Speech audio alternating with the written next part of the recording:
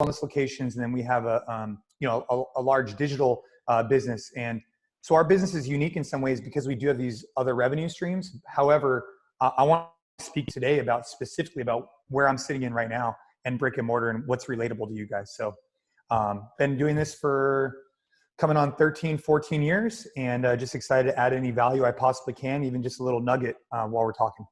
Yeah. I mean, in this world, there's so much to learn. We got to take it nugget by nugget. And I think that's a good approach to take it. You don't want to drink from a fire hose here. We're going to sip from the fountain. Okay. Next we got Logan Gelbrich. Logan is the founder of DEUCE Gyms here in LA, Venice to be exact. And he started something called Delta Bravo. If you haven't heard about Delta Bravo, you might get a little snippet about it in today's roundtable.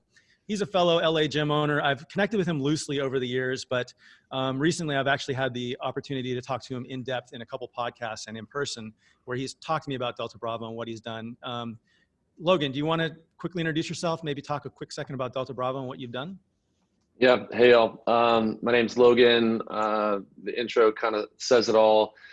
I'm a former team sport guy turned gym owner. And if there's one thing that sort of makes what I end up talking to folks about in seminars or inside of our organization that might be unique, it's just around group dynamics, building organizations sort of at the fringe of performance. And that comes with both an academic and a sort of anecdotal experience inside of the sports world and then the world of entrepreneurship. And Delta Bravo, specifically to speak to that, was I think an expression of this type of teamwork in a time that really demanded a response of a certain caliber. And so we've basically built out a digital offering that is something that I think we can hang our hat on in terms of a legitimate strength and conditioning program that can be done anywhere in the world. And how we do that is we drop ship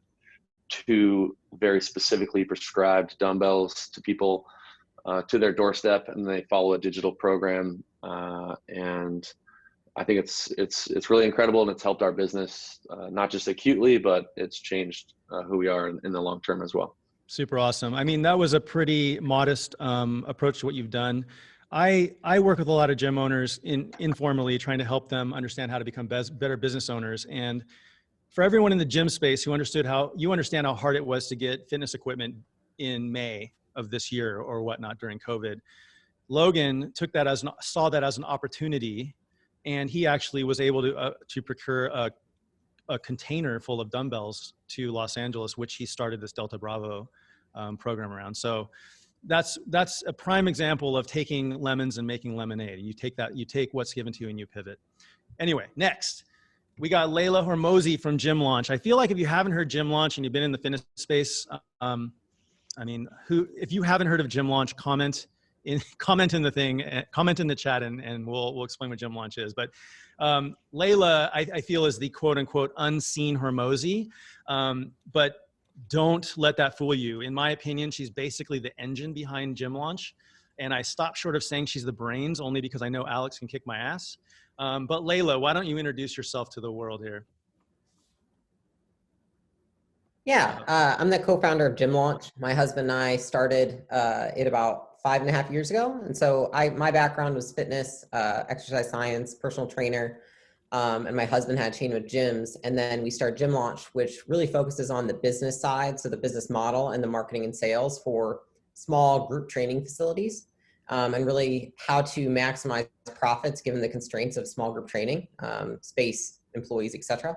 And so then we started a supplement company, and then we have a software company as well.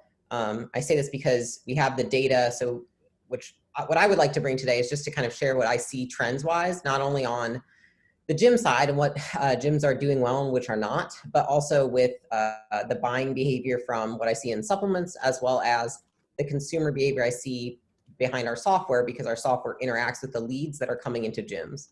And so that's what I hope to share with everyone today. Very cool. Yeah, you've got a lot of information that could be handy for all the people in this roundtable right now.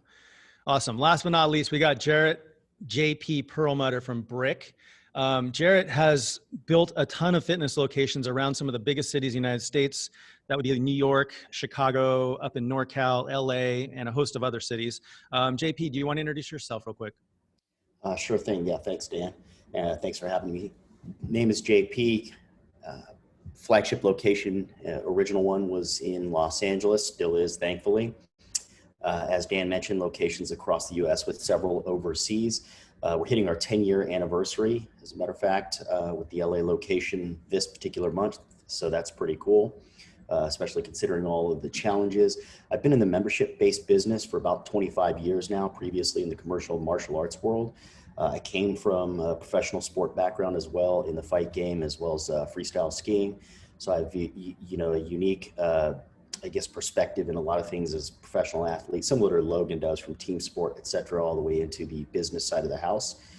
When it comes to today's talk, and my hopes of some of the value that I could bring to the table is really discussing the difference between, your own internal resources and the difference between being resourceful and the impact that those have on each other. I think another area that I like to draw attention to is the realistic components to what we're all facing, and not trying to be the Debbie Downer, but more of have that realistic perspective.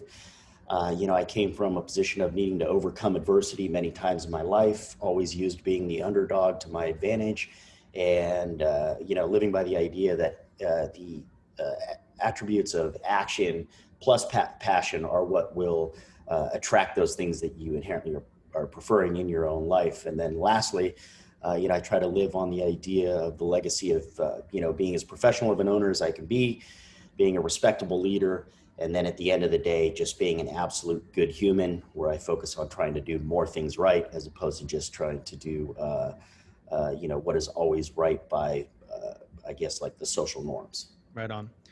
All right, guys, with that, we're going to get into the discussion. And today we have 5 things on the table that I want to try and plow through, and 5 important things. The first one is going to be what the current state of our industry looks like in the current state of COVID. The second topic is going to be what things might look like for the next 6 months, as there's going to be some changes that happen. The third one is going to be like, what questions should gym owners be asking themselves today to prepare for the future? The fourth topic is going to be what strategies can we deploy to prepare for and during the shutdown that might happen.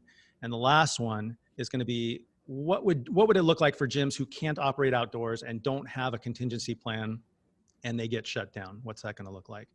So what I would like to ask of everyone in the audience right now, of those 5 topics, what the industry looks like, what things might look like in the next 6 months, the questions you should be asking yourself, what strategies you can deploy during the shutdown, and what things might look like for you if you can't operate outdoors and you do get shut down. Which of those 5 are the most important for you?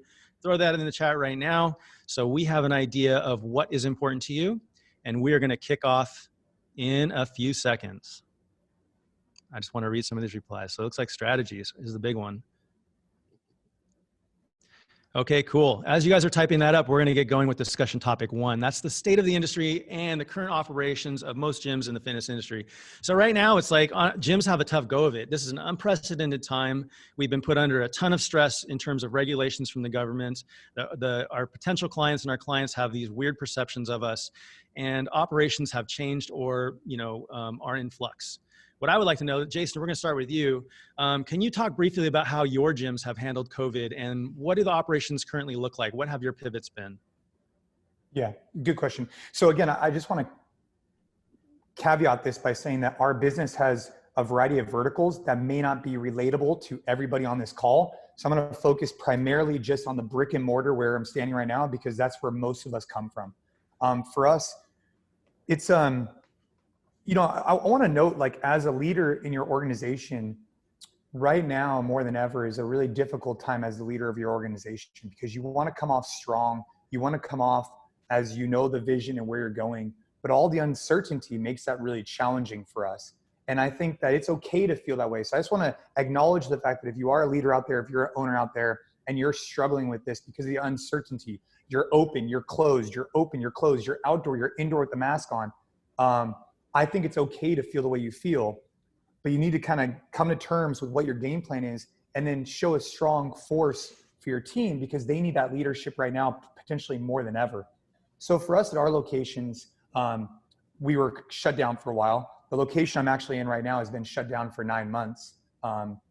because we don't have access easily to outdoor. So we've been indoors with a mask on. We've been outdoor where we set up a tent. Some of the things that we're working on right now is procuring some carports. I was actually just talking to JP about this on the phone, that we've been using outdoor tents.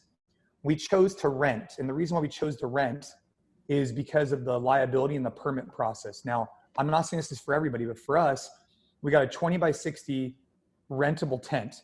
And the reason why we did that originally is because if we didn't need it anymore, I wanted to have the ability to kind of navigate. Maybe we needed it, maybe we didn't need it.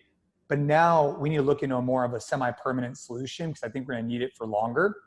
And so we're looking at carports and we're trying to identify maybe that's a better solution than the tents, because the tents with the rain have been a difficult issue. So we're navigating to potentially carport. We're going outdoors where we need to. But one thing we're doing is we're abiding by state and county guidelines. There are some gyms that aren't going to, and that's okay. But for our business, we need to. And so we're abiding by state and county guidelines. We're doing the best we can with those guidelines. But at this location in particular that I'm in, we chose not to reopen. So you might be asking, why did you reopen others and not this one? Well, this one, the outdoor space isn't as usable. This one, our rent is really high. And so as soon as we reopen, we lose some of the negotiating power with our landlord to get some type of relief. So that's something for us to consider. Plus, as soon as we open, we have additional expenses from staff and labor. And at this particular location, we chose not to open because our members can go to other ones. So that's where we're at right now, pivoting outdoors, looking for longer term solutions, and abiding by state and county guidelines while not opening locations that don't make sense for us, because financially we just need to kind of hunker down to get ready for when things recover. Yeah, and I think that's going to be a recurring topic you're going to hear a lot of people talk about, is hunkering down and getting ready to accelerate out of that turn once we're getting into recovery.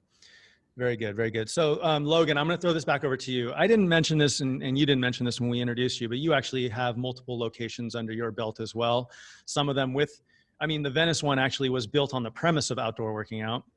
Some of the other locations, not so much. Can you share with people how you've adapted during these times and how it's impacted your different gyms? Yeah, of course. And Dan, I'll have you check me if I ever get too high in the clouds here and I don't talk specific enough.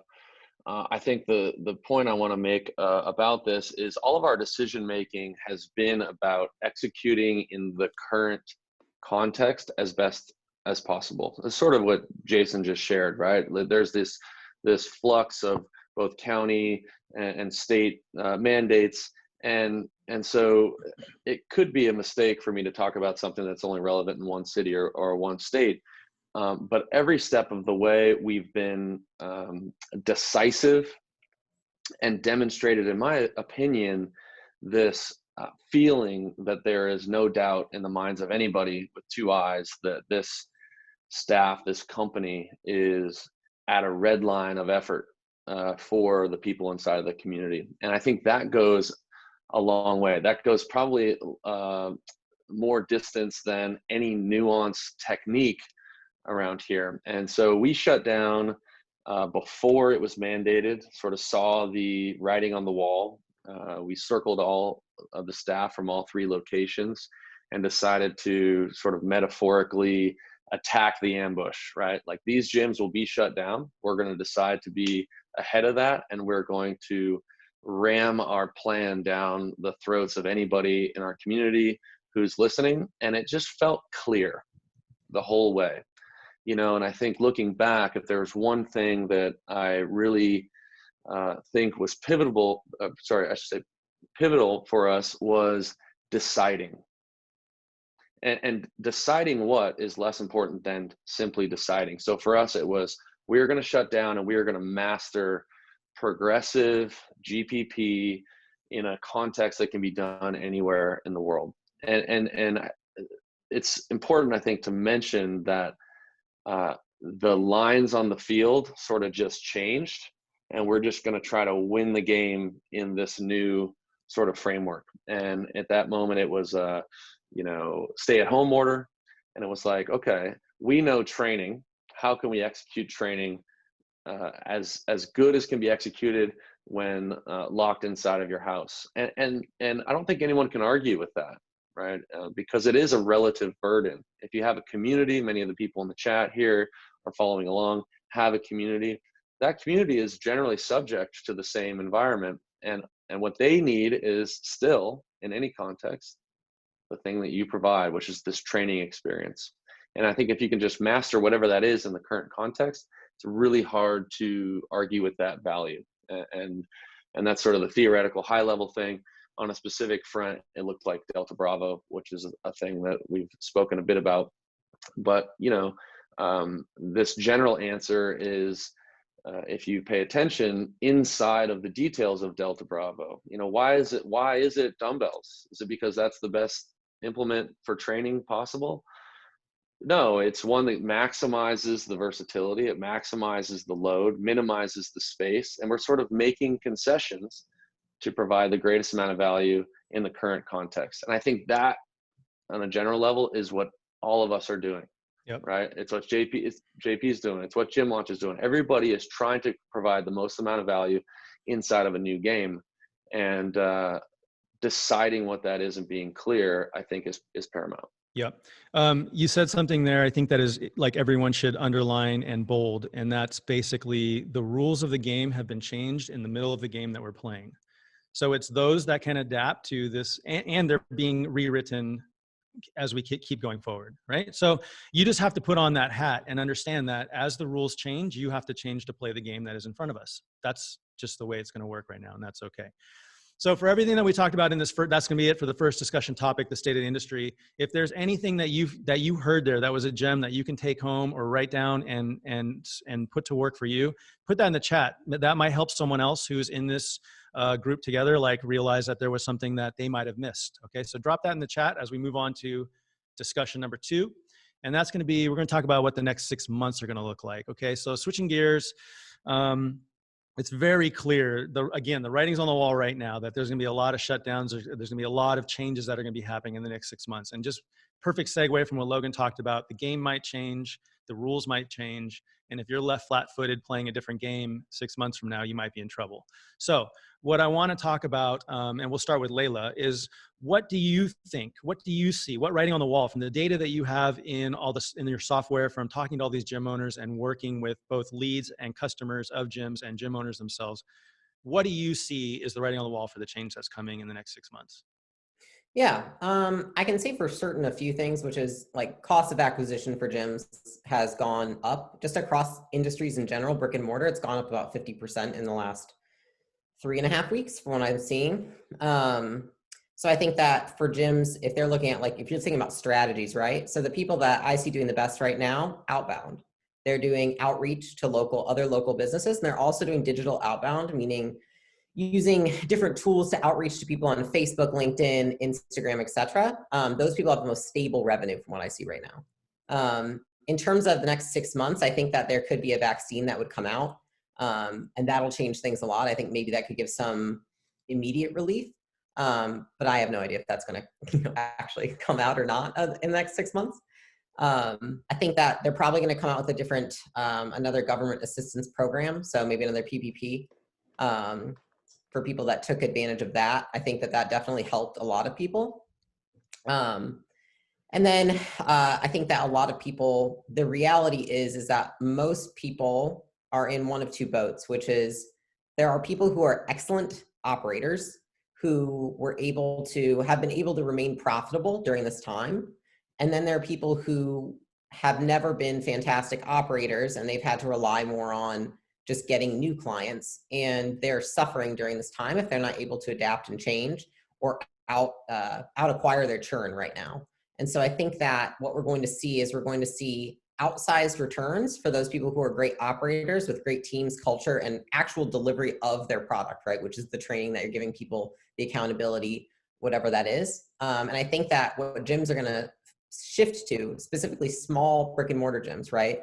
Because if you're looking at what the big gyms are doing right now, they're all cost cutting and making more for less, right? And so you see what Lifetime just did, going from about $250 a month to I think it was $120 a month, including more, right? And so you can no longer compete on features in your gym. You have to compete on more of like the ancillary services and having just an amazing culture and team. And that is something that a lot of people, I think that the market was so good for so long that we probably have about 20% of the industry that fits in that bucket. And if you're not in that bucket, I would say it's the time to get in that bucket. And I think those people are going to have outsized returns after, especially the shutdowns, maybe even during the shutdowns, because there's a lot of people like myself, right, that I would like to still attend and go to a gym. You know, I value that a lot. And I think that those people are going to scoop up the marketplace, and then the other people are going to wither away, and there's really no place for them. Right. And then the other percentage of people who are very good at acquisition, they might have gotten into the gym industry just because it is a business opportunity. And I think that those people are going to say, this is no longer the opportunity I wish to be in, and I'm going to either go online or go into something else like real estate or financial services or something else that is more of an arbitrage right now than the gym industry. And so I think there's the great operators who are going to reap the rewards, the people who are really good at their craft, right? I think a lot of people in this panel are that, right? You got to where you are because you start just being very, very good at the actual thing, right? Not at selling it, not at hyping people up, but actually doing it and getting people great results. Those people are going to be the ones who come out with great returns on the other side. Possibly even, I know some people are in that bucket that are buying other gyms, right? So they're just rolling up other gyms, and then in the future looking that they could get another outsized return by selling those gyms to, say, a PE firm. Right. And then there's the bucket of people who are going to probably switch opportunities and go do something else because they didn't get into it because they love fitness. They got into it because they like business. And then there's the people who are going to switch to doing online because they may be really good at the personal relationship aspect. They might not be fantastic at actual training. And so their skill set, maybe being like, given how like charismatic they are and good at marketing and sales, is more transferable to online. And so I think a lot of it, what's going to tell the tale for everyone listening is knowing your strength and thinking like, which bucket do I fit into and where should I focus? Because I think what I've seen a lot of people do is it's almost they're freezing up right now because no option is a great option. But the reality is for most markets right now, there are no great options. And so we let the downside, which is higher than it normally is, prevent us from making a decision rather than just saying my downside, no matter what I choose, is going to be greater than at any other given point in my life up until now. Because of just the given circumstances. And I'm going to accept that and do it anyways, because it's the best case scenario that I can choose. Right. Well, very, very well put. Jarret, I'm gonna go over to you and we're going to follow up on something that Leila just brought up. What are your thoughts on pivoting into online first, online only, or online heavy training versus in-gym like relationship built coaching? Yeah, I may take a little bit of a different perspective on this. So I'm not going to apologize because it's my honest answer, which is, the online and digital category isn't for everybody. I don't care how passionate you are about fitness or how great you think you are at delivering that product. It's an entirely new category that it does fit within our vertical, meaning health and wellness. However, it requires a whole nother special set of skills, right? As well as resources that are attributed to that set of skills. And so when you put yourself in a position where, for many that are all, in this call, you may be thriving, you may be struggling, you might be in a position where you're starving, right?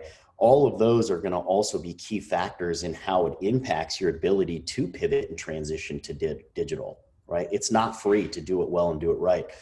On this particular, call, we've got people that are doing the digital space at a very high level, some of which have invested well over 6 figures into getting to the position that they're at, right? And so getting into, going from playing minor leagues to playing major leagues in a place where you've got no wrists and you're trying to grab a bat is going to be really difficult at this level, right?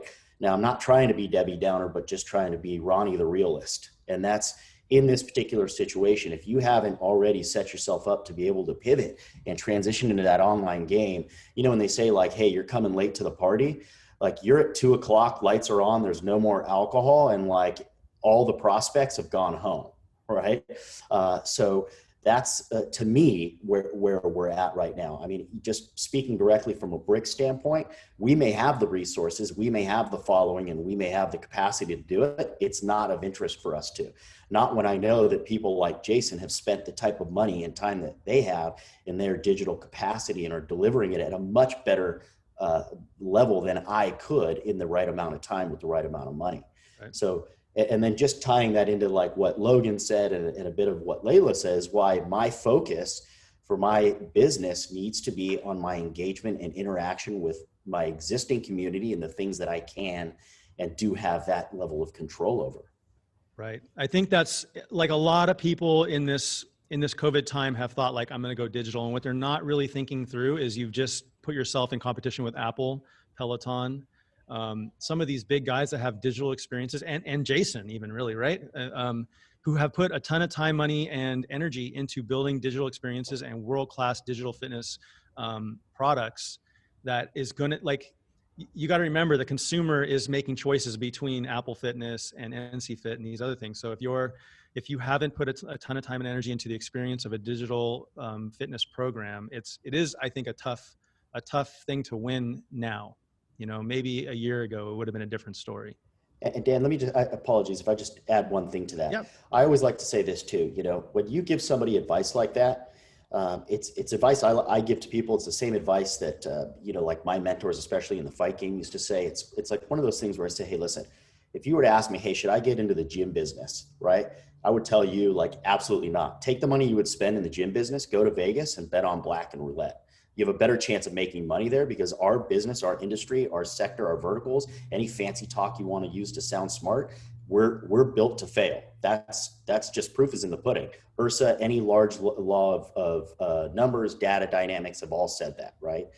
But what I say to you is, if I give you that advice and I give you that level of truth, it takes the individual to look at me and just basically like, you know, tell me to go F myself and go and does it. And I say, well, that's the base platform you would need to even have a chance to succeed in X, Y, and Z. So if you hear me and go, you know, F you, JP, I'm going to get into the digital space, I'm going to do it, then I would say, great, that's at least the first, you know, genome that you need to properly even have a chance, because there's going to be guys like Logan and Jason and whatnots that are out there they're wolves, and they are knocking at your door. And if you're not willing to fight them off, you will die fast.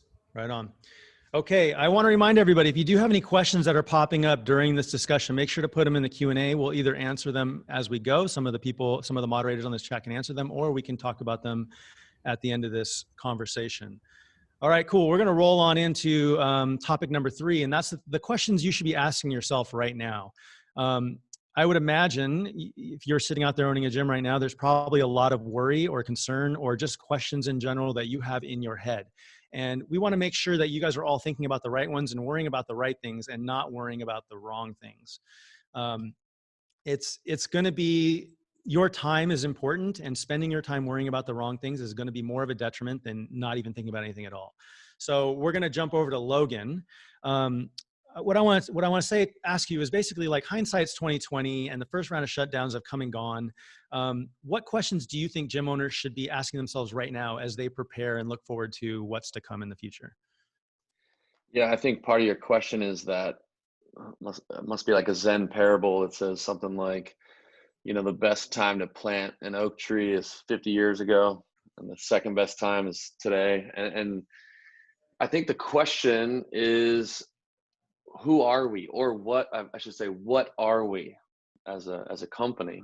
And this time is nearly impossible if up until this moment you thought you were a place that disseminated 21-15-9 thrusters in a room that looks the way that it looks, and then there's certain music you know, and if you are impersonating this sort of cosmetic view of fitness, of course you're going to fail. Of course this is going to be difficult. And it's not too late to get enough distance from the surface level of what you provide to realize certain things, like, we are a place to come learn how to move. We are a place to earn fitness capacities better than you could on your own anywhere in the world. We are a place to be coached, right? And if you don't have that context, of course you're struggling. But from day one, we've looked everyone in the face that's come through our doors and said, hey, guess what? Fitness is free. It's always been free. This place is terribly expensive, not for any of the reasons that you think. People are coming here for a coaching experience, a training experience, objective performance improvement, et cetera, et cetera. And so the context is the same. Now we can very easily communicate to our people, oh yeah, the news that you just got from the governor, is just informing how this same exact high level experience looks into the future, and here's how we're doing it, right? But if the consumer is making this comparison, like, no, I was there for the Metallica and Grace, the workout, and I don't see either of those things, why do I need to pay you anymore? It's just a really tough road. And, you know, many people are maybe hearing that like, wow, if only we could go back in time to the day we opened and start to create that context. Of course, you don't have that luxury anymore. But, you know, in the consulting side of what I do, there is a fix here. And what I normally say, the language I normally use is to invite your customers to grow up with you. You know, bring them along your experience, which is the world is changing and so are we. And thank goodness you have an expert like us to take you along with that, right? Because the fact of the matter is the desired outcomes that these people want and the reason why they came to you in the first place are still desired outcomes.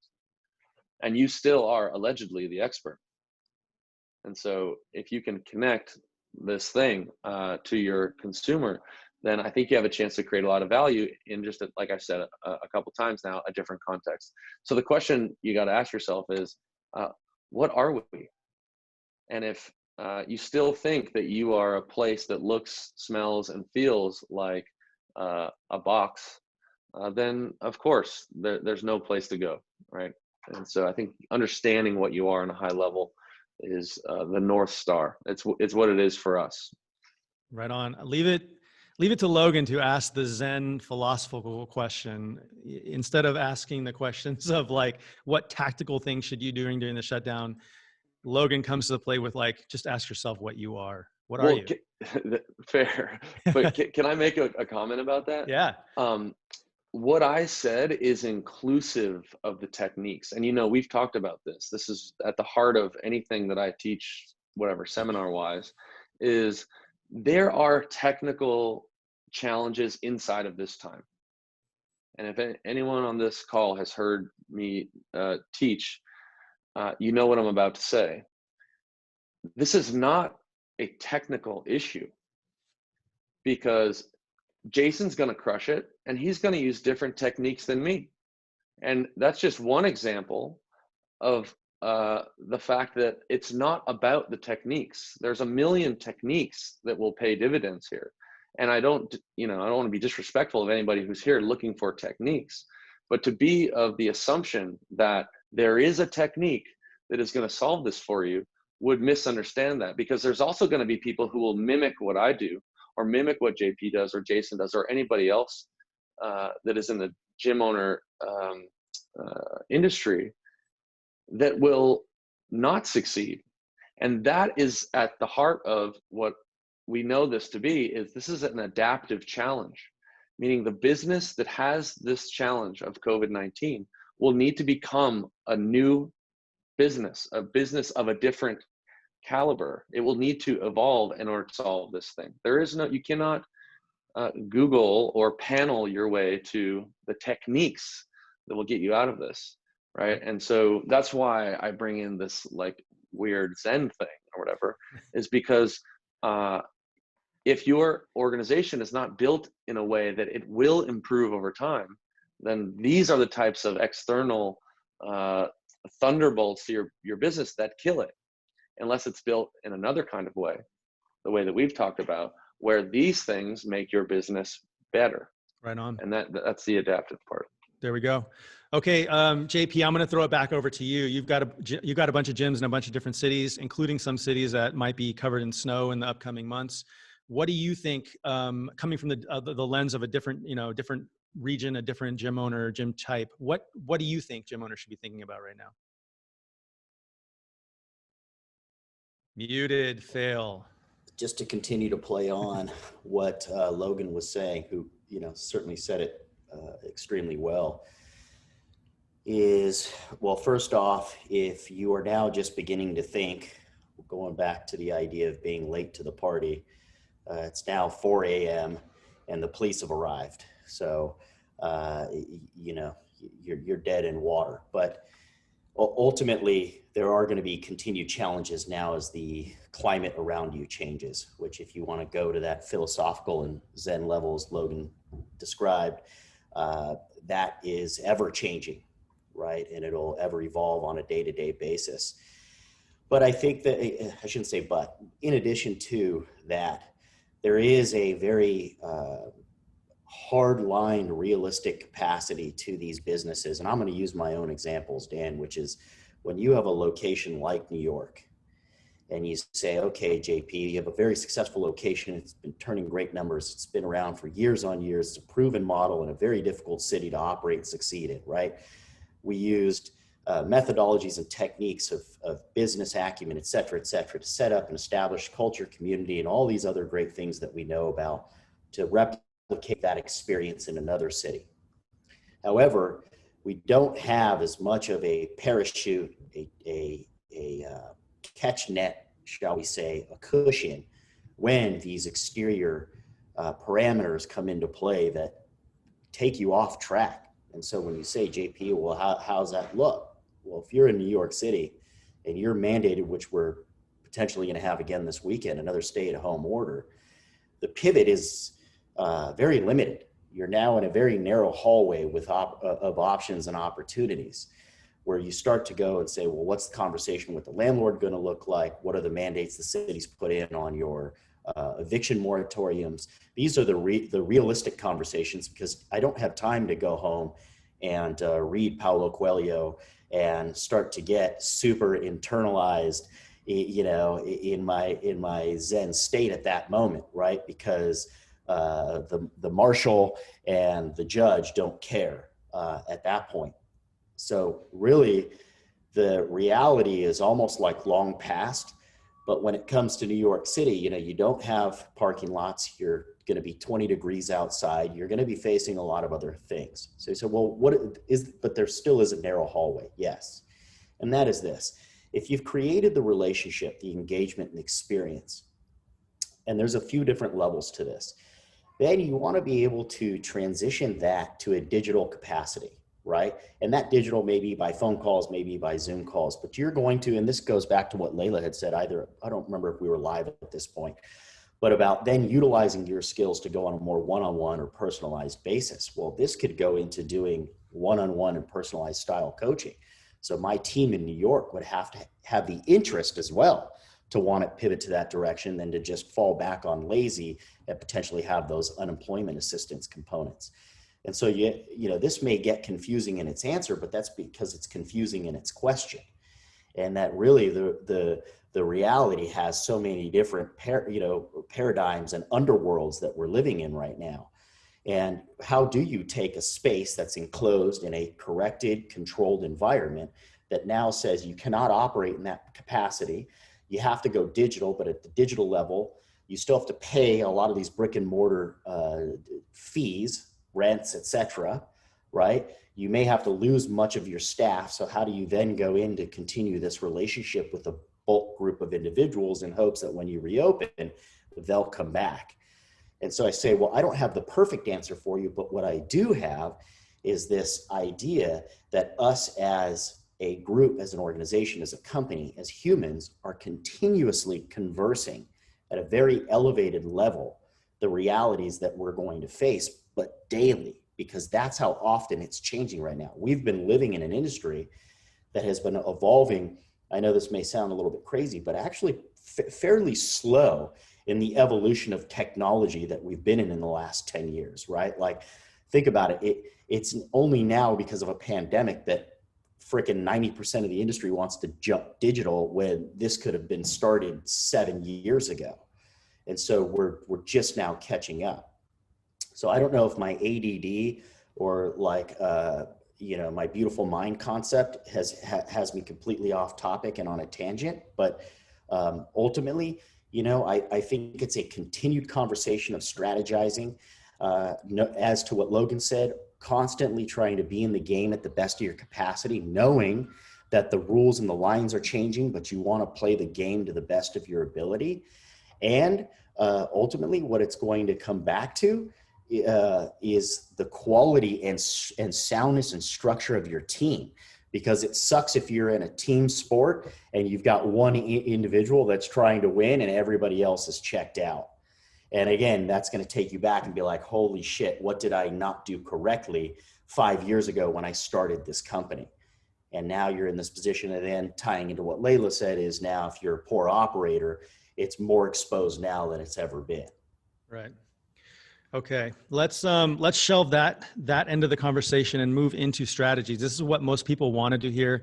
And I think if you heard what a lot of people on this panel have already kind of said, these strategies are very contextual. Like, they're not going to necessarily apply to you per se, because what someone's doing in California might not apply to someone in New York. However, I do want to talk strategies because there are some strategies I feel like can transcend fitness modalities, locations, whatever. I'll throw one out there, and that would be like really developing personal relationships with your clients and worrying about their experience, whether it's digital, whether it's in person, whatever. If you just have that philosophy, you're going to be a step ahead of everyone else.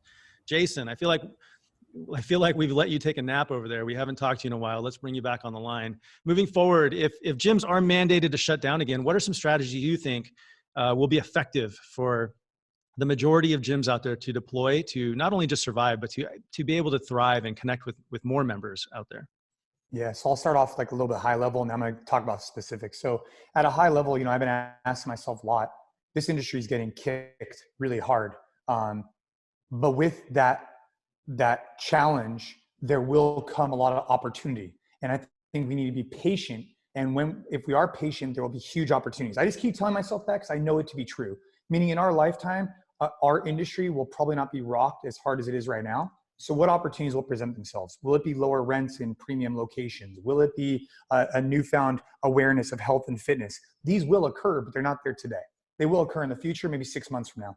For today, I think the first step is, if you're going to stick with brick and mortar and you have a brick and mortar location, you have a personally guaranteed lease. Okay. So if there's layers we could talk about that are real numbers. So if you have 5 years left on your lease and you have a personally guaranteed lease, you might be approaching that situation differently than if you have 1 year left on your lease. It's a corporate entity and that entity doesn't own any other properties. And so I think something that every owner should be looking at is, how is my business structured? What does my lease look like? And how willing are my landlords to have a conversation? So I think that's something that all of us need to look into, because that's an important thing. I mean, right now, if you have rents and you haven't been paying full rents, which, frankly, in most states and most counties, you don't have to pay full rents. So I don't know if I would recommend it, because cash is king and we want to be able to maybe get some forgiveness in the future. So the first thing I do is, if you want to stick with brick and mortar, are you talking to your landlord? Are you evaluating what does your corporate structure look like? And is there options there? Secondly, you need to start preparing your financials today for what Leila was talking about, which is this second round of government assistance. Some of you who might not have been able to get the first round because perhaps you weren't in the position to do it because your financials weren't in order. Right now, we can get ahead of that. I do think there'll be additional government assistance. I hope. Otherwise, I think we're in a big issue. But if you didn't have the framework set up to be able to apply for it, that's an issue. Those are things you can start working on today. So you can talk to your landlord, you can look at your leases, you can look at your private structure, you can start evaluating your financials and having maybe an outside accountant look at it to see that when this does come, you are ready, boom, to get your application in overnight, because a lot of people are going to do it. Mm-hmm. In addition, you could pivot to digital. And I think that this pivot is extreme. You could do what Logan's talking about, which is a whole new platform, all good, which is, we have similar. That takes a lot of bandwidth and takes a lot of time, effort, and money, and you might not be in that position. So something you could do, right, is pivot to digital, but you could look at it differently. Maybe your business isn't about retaining these 200, 300, 400 members on a, because at the end of the day, what we did is we put all of our members on hold because we felt like the product they were receiving at home wasn't what they were paying for in the gym. So we shifted them and we canceled everybody, and then they had to either sign up for online or keep their membership on hold, for example. If you want to, you can go out there and create an online product for everybody at a competitive rate, which has to be somewhere in that, I don't know, $20 to $40 a month, right? Or you can go out there with a different approach and say, hey, I'm going to try and hone in, try and do virtual private training. And I could make it very individualized, and you could charge a premium for that. Those are two different models you can start playing with, either a more blanket approach at a lower price or a more individual approach at a higher price. and see if you can then scale that through your coaches to be able to support your members, and then maybe you can get a small percentage. Those are ways you could do this, but I think it's all about evaluating your expenses, hunkering down, looking at excess, expenses on certain things you're not using. For example, if you're outdoors, maybe you don't need all these frills indoors with your cable and this and that. Maybe you can get rid of that. That's $50 a month, $100 a month. If you're starting to incorporate more classes, start slow and then start building it up. If you have class reservations and you start off with your same classes that you had pre-COVID, maybe shrink it down. Start off with 5 classes a day. A lot of people are working from home. Fill those, then add a class. Fill that, then add a class. This way you're consolidating your expenses is a great way to get back running instead of, because revenue might not be pouring in. So let's focus on the expenses and then build back up conservatively. Right on. That's good. I will, something in what you just said made me think of this little gem that I'm going to drop. It's not really a strategy on how to operate during this time. It's just a strategy in general that one of the team members of PushPress did, John. He actually, when the first shutdown came, literally sold all of his equipment because he knew he was going to be shut down for a while, put in an order sold all his equipment for like 125% of the value, and then took that money and put in an order for brand new equipment from Rogue. Got that equipment as the shutdown was ending, and basically got a free upgrade for new equipment because everyone was looking for used dumbbells at the time. So that's the strategy you can do right now if you want to upgrade your equipment for when the shutdown ends. All right, let's round this out and jump over to Leila. Do you have any takeaways or any strategies, gym owners? You have a lot of data at your disposal. So any type of data-driven strategies or takeaways that you can give to gym owners right now? Yeah. I don't have any, it's funny because I was thinking about it. It depends so much on the area. So some areas are very unaffected, and I think everyone can say for themselves if they are or not. We have gyms that are running paid traffic and doing so very profitably. We also have gyms that are completely shut down and they have no traction with paid traffic. And we have everywhere in between. And so instead of talking about the strategies, because I was like, they're the same as they were for the last shutdown. Like I can repeat myself for, all the things I said before and what a lot of these people have probably heard, but I feel like it's no new information. I think what it is now is it's a question of fortitude, which is, I had a gym owner I was talking to 2 weeks ago, and she was saying that she wasn't sure what to do. I think that a lot of people are asking for the strategies because it's been such a go, go, go, push, push, push since February, March. Nobody has taken the time to really think, right? And even if we want to pretend like our thinking is clear right now, it's really hard to have clear thinking when your business and your livelihood are at risk. And so the best advice that I've given that has seemed to be the most fruitful is I've said, just take a day off.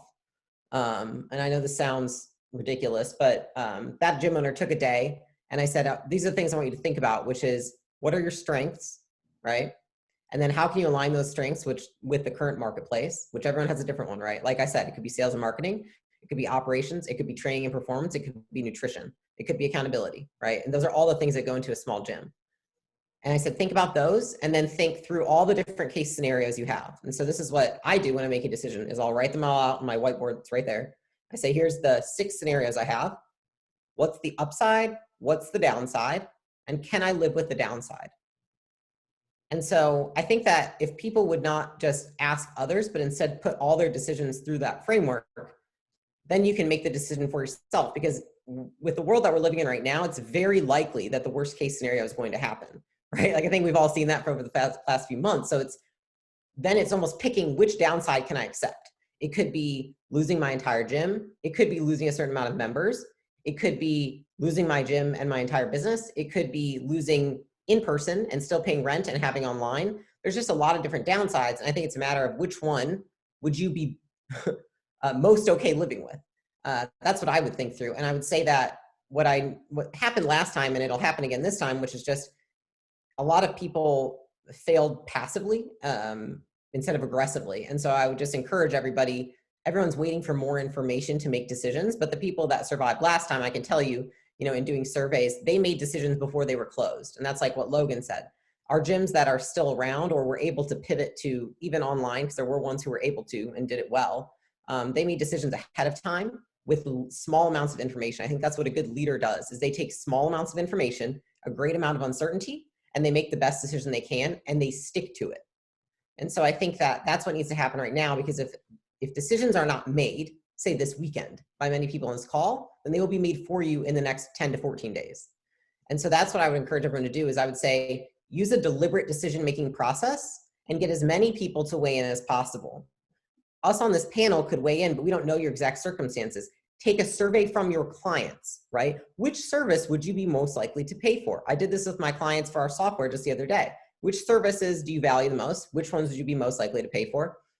Doing so in the gym, then you could say, what would they pay for through another shutdown? Would they prefer one-on-one, online, accountability, nutrition? And so I think gathering data and then really thinking, not even thinking through, but strategically making a decision is going to be what's everyone's best bet right now, because there's no coach, there's no guru, there's nobody in this industry that can make a decision for you because there's 45 different scenarios. So that's what I would say is that make the decision before it does it for you. And I think that those who do it methodically without a lot of emotion involved, it's like consciously aware of your own emotions and how you feel and what you're good at, but making it methodically, writing it down and actually going through that process, I think will make a big difference to everybody. Yeah. We thank you so much for that. That was really good. That kind of segues me into discussion topic 5. We are running behind, so I'm going to put that on the shelf because I feel like that could be a whole nother roundtable in and of itself. I would say this, Dave Yendel has been in the chat kind of talking about his own particular situation, and he just said, I'm going to make the decision not to shut down. Just kind of briefly talking about discussion 5, which is what would things look like for gyms who can't operate outdoors, don't have any other options, and are being told to shut down. This is Dave's situation. Like, let's put that back to what Leila just said. Talk to your clients.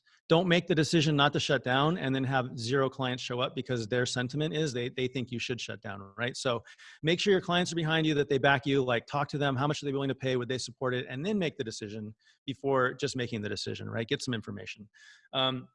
I do have one Q&A that I wanted to do. We'll do a lightning round. We'll go through each 4 of you on this. In a nutshell, the question is like, what would you guys advise if I'm looking to join the game? If I want to open a gym now, if I'm looking to start in this industry? We only have a couple minutes and I do want to have closing remarks. So if everyone can just give like a 1-sentence answer, we'll start with Leila since you're already up. Wait. Okay. Well, you want me to go to Logan? We'll go to Logan. It's tough to beat JP's advice not to do it. I just think you need to be clear as to how you're going to create value, and fitness is free. So that begs a second question. Love it. Okay, let's go to JP. If someone's looking to open a gym today, what would your advice be? What would you do differently, or how would you go about it? Advice rule number 1, don't do it. Advice 2, if you're not going to listen to me, make sure you understand the mathematics behind it and how they're going to impact and affect your life and your loved ones' lives. All right. Let's jump over to Jason. Advice for a new gym owner. Yeah, I mean, in business, there's a lot of uncertainty and you take on a lot of risk and liability when you do it. But oftentimes when you sign the lease or whatnot, you have an idea of what these things are. If my business isn't doing well, I'm going to go find gym, I'm going to go get new leads. I'm going to get more people in the door. With the uncertainty right now that's being placed upon us, I don't think it's a good time to go open up a new business because of that. You already have enough stacked against you when you are aware of what's coming at you, but something that's completely outside of your control and that can come at you and have a fee and this and that. I would recommend pausing, waiting for things to cool off because there's going to be incredible opportunity. Right on. I'll jump in real quick with my advice, and that's to understand that once you get into the business of being a gym owner, you're no longer a fitness trainer. You're a business owner. So you need to start looking at everything from the lens of operating a business and not training people per se, right? That's my advice. Leila, let's go back over to you. Oh, wait. You got like I said.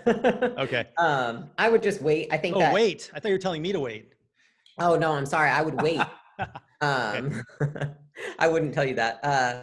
I think that's just the matter of, I would almost think out of it like this, which is like, even if you've already signed the lease, right? Okay, well, how much are you paying per month? How much money do you have? If you start it up, how many people are you going to have to pay to employ, and what is your overhead going to be? And can you take the risk of taking that on plus the rent, or is the risk of the rent a better option? So I see in one bucket, which you could wait, say 3 months until you open up, and you could pay that rent for the 3 months. So say it's a $4,000 per month in risk that you're taking on. Or you could say, I'm going to go all in and open it. I'm going to hire these people, get these accounts, these softwares, all these things. That probably goes from 4,000 to say like 7 to 10,000 a month. And so which are you okay with the downside of this one, which is that you just blow $4,000 a month for zero return, or this one, which is you could possibly lose even more, say $10,000 to $12,000 a month, and be, set back or in debt or behind by 35 to 40 grand. And Awesome. so I just look at that like that. Okay, cool. Sorry for the miscommunication there. I thought you were telling me to wait on your answer.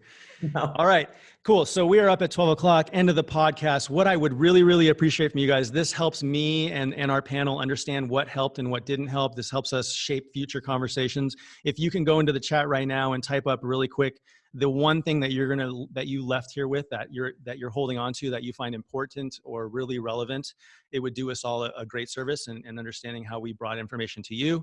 Drop that in the chat right now. A replay will be saved and sent out for this. And if you need to contact any of our guests, I'm going to give you guys a quick second right now to tell everybody where they can find you and get a hold of you. Let's start again with Leila. Where they can get a hold of me? Or, like where can they find you? Tell us about your business, etc. Quick second to plug yourself. You can go to gymlaunch.com, or you can go to alexsbook.com. I think that the book I would go to more than anything. alexsbook.com. It's our book, Gym Launch Secrets. So it's just a lot of different ways that you can monetize a gym. It's pretty much the business model behind it. And I think that I can say confidently that the people that have executed on the strategies in that book, especially around retention and around having ancillary services and different revenue streams, are the ones who are doing really well right now. So I don't think there's a wrong time to start adding those things in.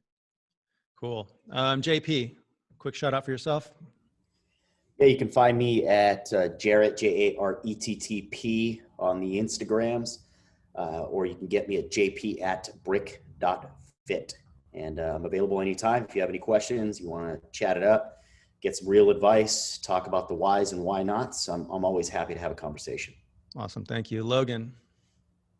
Yeah, thanks for having me. It's an honor to be on here with y'all. DEUCEgym.com/university. I'll put it in the notes. Is where all of our education's at. I'm at functional coach, or throw me an email, Logan@DEUCEgym.com.